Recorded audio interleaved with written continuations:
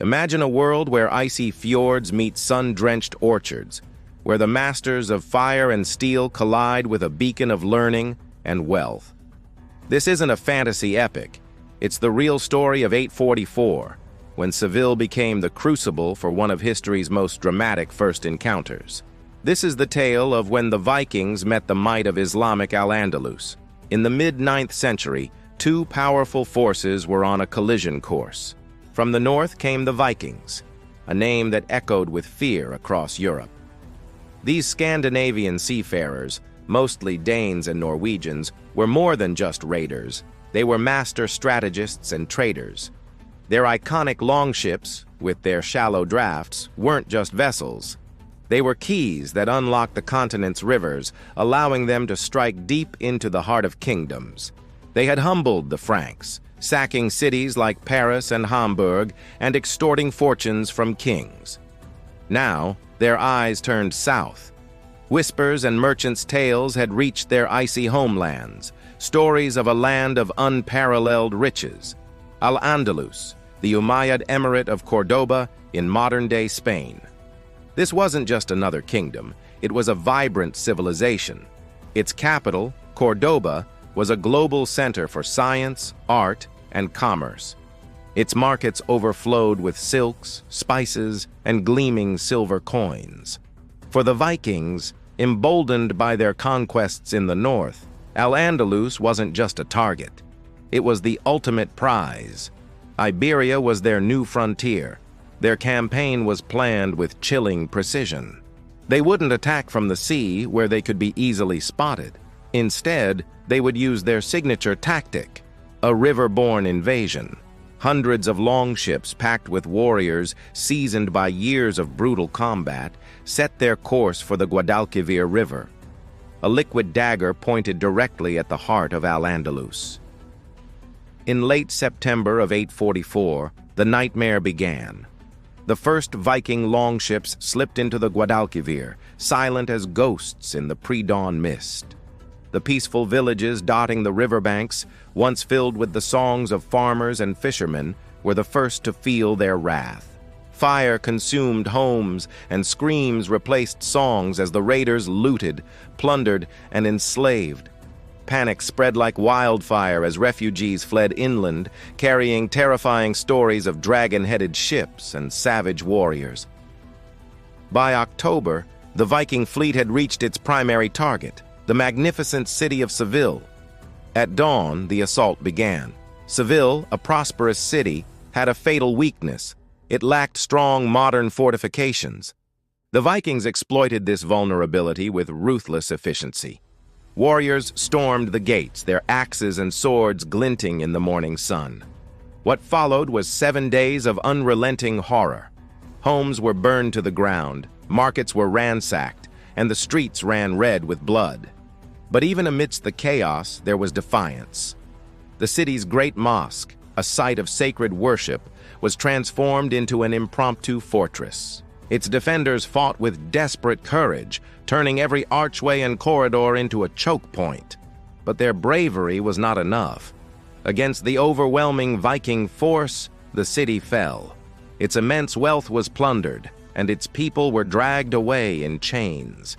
The jewel of the Guadalquivir was now a smoldering ruin. News of Seville's brutal sacking traveled fast, reaching the emir's palace in Cordoba. Emir Abd al-Rahman II, a ruler known for his patronage of the arts and sciences, was now consumed by a cold, righteous fury. This was not just an attack. It was an insult to his entire realm.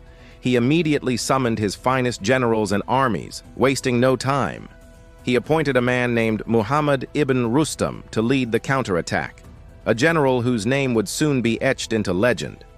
Ibn Rustam rallied the full might of the emirate, elite cavalry, disciplined militias, and deadly archers. As they marched south towards the Guadalquivir, the emir's message was unmistakable. Al-Andalus would not be broken. The northern invaders would pay for their audacity in blood. The stage was set for a decisive confrontation on the very river the Vikings had used as their highway of destruction.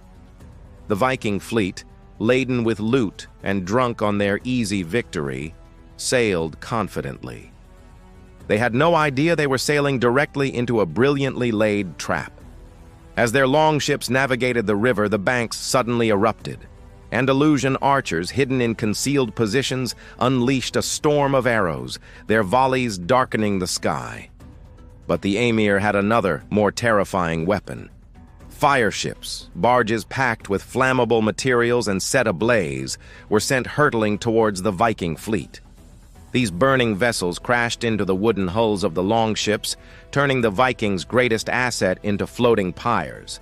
The very design that made the longships so effective in raids, their narrow build, now made them inescapable death traps on the crowded river. Panic ripped through the Viking ranks. On the riverbanks, the battle was just as brutal. Muhammad ibn Rustam's cavalry charged, cutting down any raiders who tried to make it to shore. The Andalusian archers continued their relentless barrage, decimating the Viking crews who were now exposed and disorganized on their burning ships. The chronicles of the time describe a complete massacre. Over 500 Vikings were killed, and 30 of their ships were captured or destroyed. The once feared invaders who had brought Seville to its knees were now broken and fleeing for their lives. The survivors desperately scrambled back to the sea, their dreams of conquest shattered and burned. Nearly 400 captured Vikings were marched back to Cordoba and paraded through the streets, a living, breathing symbol of the Emirate's triumph and a stark warning to all who would challenge it. The Viking defeat in 844 was absolute. While smaller raids would occur in the decades that followed, never again would they dare to strike at the heart of Al-Andalus with such boldness. Emir Abd al-Rahman II understood this was a pivotal moment. He didn't just celebrate the victory, he used it to forge a stronger, more resilient realm. He immediately ordered the creation of a permanent, professional navy, the first in the history of Al-Andalus, with new shipyards and crews dedicated to patrolling the coasts and rivers. Across the region, a massive building program began.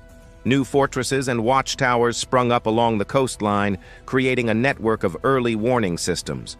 Garrisons were expanded, and Seville itself was rebuilt, this time with formidable walls that would ensure it would never again be so vulnerable. The Emir also made a grim final statement. The Viking captives paraded through Cordoba were publicly executed. It was a brutal but clear message to the north. Al-Andalus was not a land to be trifled with. What began as a terrifying raid ended as a profound transformation. The clash of 844, where Seville burned but Al-Andalus rose from the ashes, was a landmark event. It was the first major encounter between the Viking world and the Islamic civilization of Iberia.